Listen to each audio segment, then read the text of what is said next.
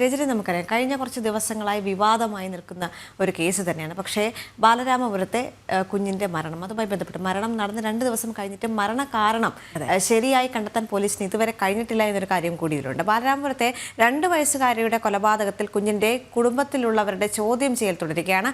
അമ്മ ശ്രീധുവിൻ്റെ സാമ്പത്തിക ഇടപാടുകളെക്കുറിച്ചുള്ള അന്വേഷണമാണ് പുരോഗമിക്കുന്നത്. ഇന്നലെ കരിക്കകം സ്വദേശി ജോത്സ്യൻ ദേവിദാസിനെ വീണ്ടും ചോദ്യം ചെയ്ത് വിട്ടയച്ചിരുന്നു. ശ്രീധു പൂജപ്പുര വനിതാ മന്ദിരത്തിൽ തന്നെ തുടരുകയാണ്. ടിൻഡു ദാസ് ചേർന്നുണ്ട്. ടിൻഡു, ഈ കൊലപാതകവുമായി ബന്ധപ്പെട്ട് അല്ലെങ്കിൽ കൊല ചെയ്തത് ഹരികുമാർ ആണ് എന്ന് ഏറ്റു പറഞ്ഞിട്ടുണ്ട് എങ്കിൽ പോലും പോലീസിന് ഇതുവരെ ആ ഒരു മൊഴി വിശ്വാസത്തിലെടുക്കാൻ പൂർണ്ണമായി കഴിഞ്ഞിട്ടില്ല എന്നൊരു കാര്യവും കൂടി ഉണ്ടല്ലോ. കാരണം ഹരികുമാറിന് മാനസിക പ്രശ്നങ്ങൾ ഉള്ളതായി പോലും പോലീസ് സംശയിക്കുന്ന ഒരു സാഹചര്യമുണ്ട്. മാനസികാരോഗ്യ വിദഗ്ധരുമായി ബന്ധപ്പെട്ട് അല്ലെങ്കിൽ അവരുടെ സാന്നിധ്യത്തിൽ കൂടുതൽ ചോദ്യം ചെയ്യലുകൾ നടത്തും എന്നും അറിയാൻ സാധിക്കുന്നുണ്ട്. പക്ഷേ ഇന്ന് വളരെ പ്രധാനപ്പെട്ട ഒന്ന് എന്ന് പറഞ്ഞാൽ ഈ കുഞ്ഞിൻ്റെ അമ്മ ശ്രീധുവിൻ്റെ സാമ്പത്തിക ഇടപാടുകളുമായി ബന്ധപ്പെട്ടുള്ള അന്വേഷണങ്ങൾ കൂടുതലായി പുരോഗമിക്കുകയാണ്. ഇതുമായി ബന്ധപ്പെട്ട് കരിക്കക സ്വദേശിയായ ജോത്സ്യൻ ദേവിദാസിനെ വീണ്ടും ചോദ്യം ചെയ്ത് വിട്ടയച്ചിരിക്കുന്നു. അതുമായി ബന്ധപ്പെട്ട് കൂടുതൽ വിവരങ്ങൾ എന്തൊക്കെയാണ് ലഭിക്കുന്നത്? Devika, good morning. ദിവസങ്ങൾ പിന്നിട്ടിട്ടും ഈ ബാലരാമപുരത്തെ 2 വയസ്സുകാരിയുടെ കൊലപാതകത്തിൽ വ്യക്തമായൊരു കാരണം കണ്ടെത്താതെ ആണ് പോലീസ് മുന്നോട്ട് പോയിക്കൊണ്ടിരിക്കുന്നത്. അതിൽ ഏറ്റവും പ്രധാനപ്പെട്ട കാര്യം ഈ കൊല നടന്ന അന്ന് തന്നെ, അതായത് ഈ കുട്ടി രാവിലെ ഏതാണ്ട് 5:30 മണിയോടുകൂടി കുട്ടി കിണറ്റിലെറിഞ്ഞ് കൊല്ലപ്പെടുന്നു. 8 മണിയോടുകൂടി കുട്ടിയുടെ മൃതദേഹം കിട്ടുന്നു. ഏതാണ്ട് വൈകുന്നേരത്തോടു കൂടി താനാണ് കുട്ടിയെ കിണറ്റിലെറിഞ്ഞ് കൊന്നത് എന്ന് അമ്മാവൻ ഹരികുമാർ സമ്മതിക്കുന്നു. അപ്പൊ ഈ കേസിന്റെ ഒരു പ്രത്യേകത എന്ന് പറയുന്നത് തന്നെ കൊലപാതകം നടന്ന മണിക്കൂറുകൾക്കകം ഒരു കുറ്റസമ്മതം നടന്നു എന്നാണ്. അപ്പോൾ ഈ കുറ്റസമ്മതം നടന്നിട്ടും എന്തുകൊണ്ടാണ് കുട്ടിയെ കൊല്ലാനുള്ള ഒരു വ്യക്തമായ ഒരു കാരണത്തിലേക്ക് അല്ലെങ്കിൽ ആ കാരണം കണ്ടെത്താനായിട്ട് പോലീസിന് കഴിഞ്ഞിട്ടില്ല എന്നാണ് ഏറ്റവും പ്രധാനപ്പെട്ട കാര്യം.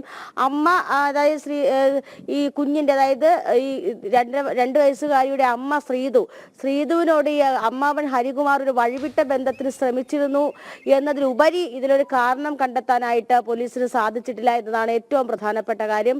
അതോടൊപ്പം തന്നെ ഈ ഹരികുമാർ മാനസിക അസ്വസ്ഥതകളുള്ള ആളാണെന്നും പറയുന്നുണ്ട്. ഈ ഹരികുമാറിന്റെ അമ്മ, അതായത് ശ്രീധുവിന്റെയും ഹരികുമാറിന്റെ അമ്മയും ഇത്തരത്തിൽ ഹരികുമാറിന് മാനസികമായിട്ടുള്ള പ്രശ്നങ്ങൾ ഉണ്ട് എന്ന് പോലീസിന് മൊഴി കൊടുത്തിട്ടുണ്ട്.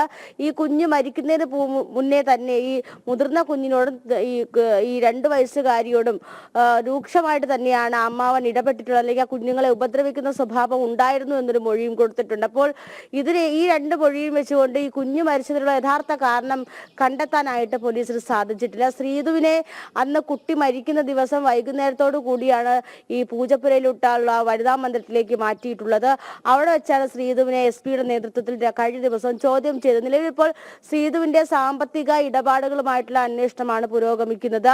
അതോടൊപ്പം തന്നെ ഈ ദേവിദാസന് 33 ലക്ഷം രൂപ കൊടുത്തു എന്ന് പറയുന്നു. അങ്ങനെയെങ്കിൽ ആ കൊടുത്ത അതിനുള്ള തെളിവുകളൊന്നും പോലീസിന് കണ്ടെത്താനായിട്ടില്ല. 2 ദിവസം കരിക്കകം സ്വദേശിയായിട്ടുള്ള ജോത്സ്യൻ ദേവിദാസിനെ വിളിച്ചു വരുത്തി ചോദ്യം ചെയ്ത് വിട്ടയക്കുകയാണ് ചെയ്തത്. നമുക്കറിയാം ഈ കേസ് തുടക്കം മുതൽക്ക് തന്നെ നേരത്തെ സൂചിപ്പിച്ചതുപോലെ തന്നെ ആദ്യമേ തന്നെ ഒരു കുറ്റസമ്മതം നടത്തിക്കൊണ്ടുള്ള കേസായതുകൊണ്ട് തന്നെ ഏത് രീതിയിലേക്കുള്ള അന്വേഷണം പുരോഗമിക്കണം എന്നുള്ളത് പോലീസിന്റെ ആശങ്ക തന്നെയാണ്. ഒരുപക്ഷെ ഇത്തരത്തിൽ കുട്ടിയെ കൊല്ലാനായിട്ടുള്ള കാരണം കണ്ടെത്താതെ പോലീസ് കുഴയുന്നത് എന്ന് നമുക്ക് മനസ്സിലാക്കാൻ സാധിക്കുന്നു.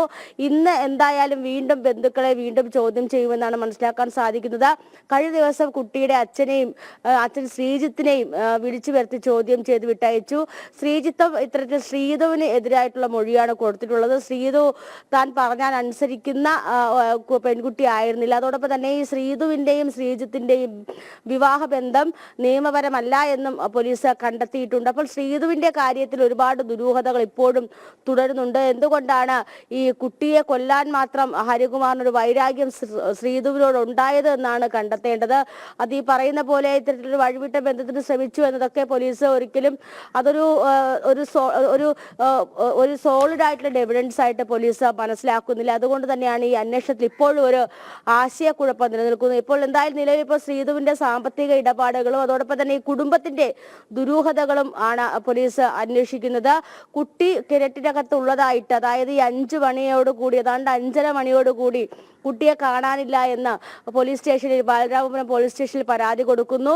അപ്പോൾ ആ സമയത്ത് തന്നെ കുട്ടി ഇത്തരത്തിൽ കിണറ്റിൽ മരിച്ചു കിടക്കുന്നതായിട്ട് വീട്ടുകാർ അറിഞ്ഞിരുന്നു എന്ന നിഗമനത്തിലാണ് പോലീസ് മുന്നോട്ട് പോകുന്നത്. അപ്പോൾ എല്ലാവരും നിലവിൽ ഇപ്പോൾ സംശയത്തിന്റെ നിഴലിൽ തന്നെയാണ്. റൂറൽ SP കെ സുദർശനന്റെ നേതൃത്വത്തിലാണ് അന്വേഷണം പുരോഗമിക്കുന്നത്. അപ്പോൾ ആരെയും മാറ്റി നിർത്തിക്കൊണ്ടുള്ള അന്വേഷണമല്ല ഇപ്പോൾ നടക്കുന്നത് മനസ്സിലാക്കേണ്ടത്. ഹരികുമാറിന്റെ അറസ്റ്റ് രേഖപ്പെടുത്തിയത് എന്ന് പറയുന്നത് ഇത്തരത്തിൽ ഹരികുമാർ ഒരു കുറ്റസമ്മതം നടത്തിയിട്ടുണ്ട്. അതോടൊപ്പം തന്നെ ഹരികുമാർ കുഞ്ഞുങ്ങളെ നേരത്തെ ഉപദ്രവിക്കാൻ ശ്രമിച്ചിട്ടുണ്ട്, കുട്ടികളെ ഉപദ്രവിച്ചിട്ടുണ്ട്.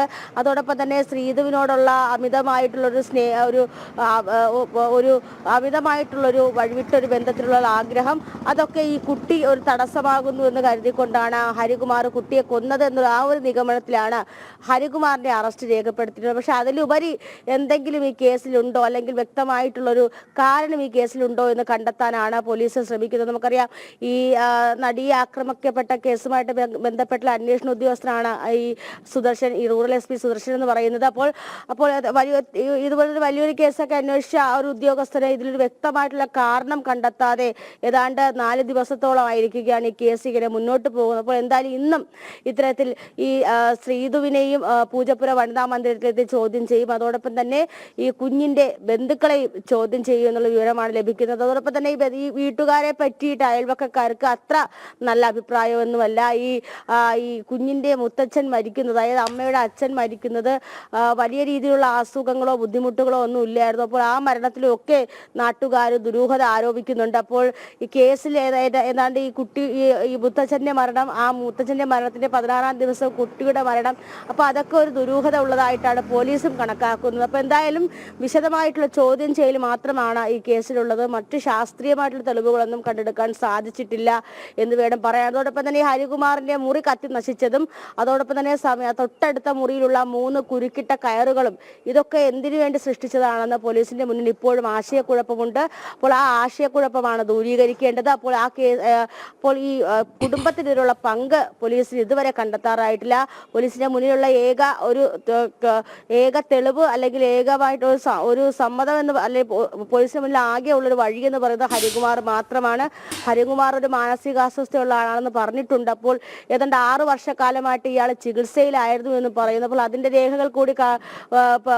രേഖകൾ കൂടി ഹാജരാക്കുകയാണെങ്കിൽ ഒരുപക്ഷെ ഈ കേസിൽ പിന്നീട് വീണ്ടും ഒരു ആശയക്കുഴപ്പം നിലനിൽക്കുന്നതായിട്ട് മനസ്സിലാക്കാം. അപ്പോൾ ഈ ശ്രീധു തുറന്നൊന്നും സമ്മതിക്കുന്നില്ല എന്നും പറയുന്നുണ്ട്, അല്ലെങ്കിൽ തുറന്നൊന്നും സംസാരിക്കുന്നില്ല എന്നും പോലീസ് പറയുന്നുണ്ട്. അപ്പോൾ അത്തരത്തിൽ ശ്രീധുവിന്റെ സാമ്പത്തിക ഇടപാടുകൾ, ശ്രീധുവിന്റെ സാമ്പത്തിക ഇടപാടുകളിൽ ആദ്യം മുതൽ തന്നെ പോലീസിന് വലിയ സംശയങ്ങൾ ഉണ്ടായിരുന്നു.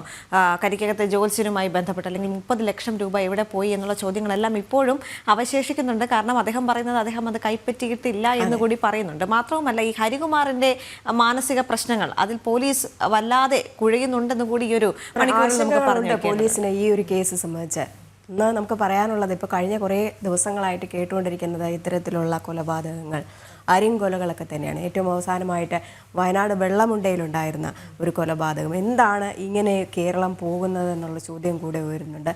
കൂടുതലും കുട്ടികൾക്ക് നേരെയുള്ള അക്രമങ്ങൾ വർദ്ധിച്ചു വരുന്നു. ഇതിനൊരു അറുതിയില്ലാത്തൊരവസരം, നീതി ലഭിക്കാത്ത ഒരുപാട് കേസുകൾ, അങ്ങനെ ഒരുപാട് കൊലപാതകങ്ങളും അരിങ്കൊലകളും സംബന്ധിച്ചുള്ള വാർത്തകൾ തന്നെയാണ് വരുന്നത്. ഈ ബാലരാമപുരത്തെ കേസിൽ ഒരു അന്തിമമായിട്ടൊരു അവസാനം ഉണ്ടാകണം. അതിൽ പോലീസ് ഇടപെടലുകളൊക്കെ തന്നെ നടത്തേണ്ടിയിരിക്കുന്നു എന്ന് പറയണം. എന്തായാലും ഇതിൽ ഒരു പ്രതിയായിട്ട് ഒതുങ്ങുന്നില്ല എന്നുള്ള കാര്യം വ്യക്തമാണ്.